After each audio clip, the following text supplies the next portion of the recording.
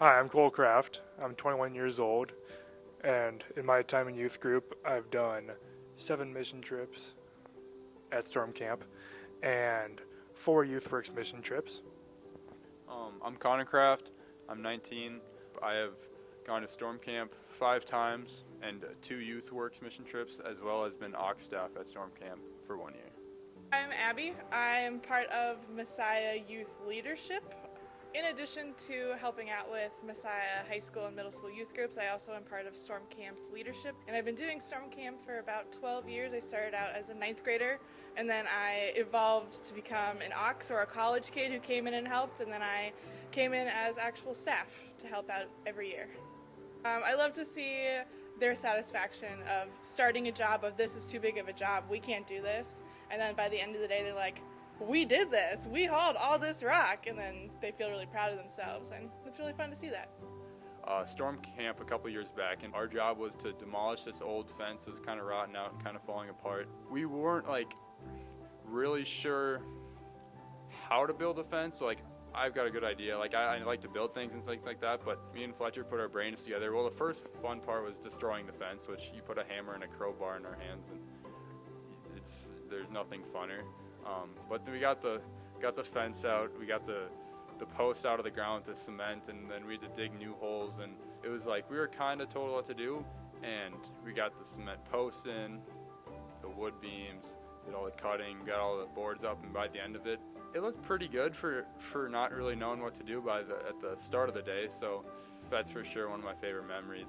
I certainly had that experience as a youth. There are a lot of things that I did during Storm Camp and during other events that I did throughout youth ministries that I definitely had that satisfaction of, how many meals could I make for the urban retreats that we did for homeless people, how many rocks I could haul, how much brush I could haul, how can I build a deck to help this woman get out of her house for the first time in 3 years. A lot of it, getting to know the people, especially at Storm Camp, getting to know the people you're serving. And as many of you know, I love talking to people, and not everyone at Storm Camp. All the other mission trippers really enjoyed talking to the people, but I would sit down and talk with them, and it was really good learning experience at all of the mission trips. So it teaches you people skills as well as power tool skills. But also, the people you serve, it's really cool to see how well and how much they're impacted by the work we do, whether that's Storm Camp or painting a fence or weeding. And just at the end of the day, they see the difference that we've made. And it means a lot more to them than just weeding their garden. It knows that there's people out there doing good work, and it makes you feel better at the end of the day,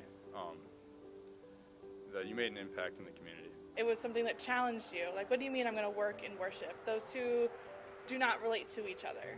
But then you go through the motions and you kind of start looking for God while you're working, in the people you're working with, in the people you're serving. And then you kind of start to develop that and see that outside of Storm Camp as well. And then you bring your whole experience to church or to work or to whatever it is that you're doing in your outside life. And then you grow from there. And it just shows how we're serving God by serving others, and making a difference in the community. The mission trips have definitely impacted my faith journey in multiple ways. I say the biggest just comes through just that fulfilling feeling of helping others and helping the community. And doing that day after day after day for a week really gets you closer to God, not only serving the community, but then also hearing a message. My all-time favorite communion memory, though, is when the pastor at the time in chapel, for each row you sit with your team, he passed out loaves and loaves of bread and jugs of juice to each row and said, "Be full of Christ."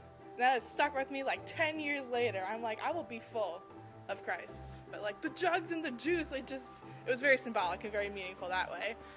I think in the future, when I look back on all these mission trip experiences, it'll definitely be core memories for the rest of my life that have been made through every trip. I don't think there's a single trip that I don't have some core memory of. And just taking those weeks along with me into the future and realizing what we can do to better our relationship with God, even at home or in a different city, and definitely something I'll remember the rest of my life.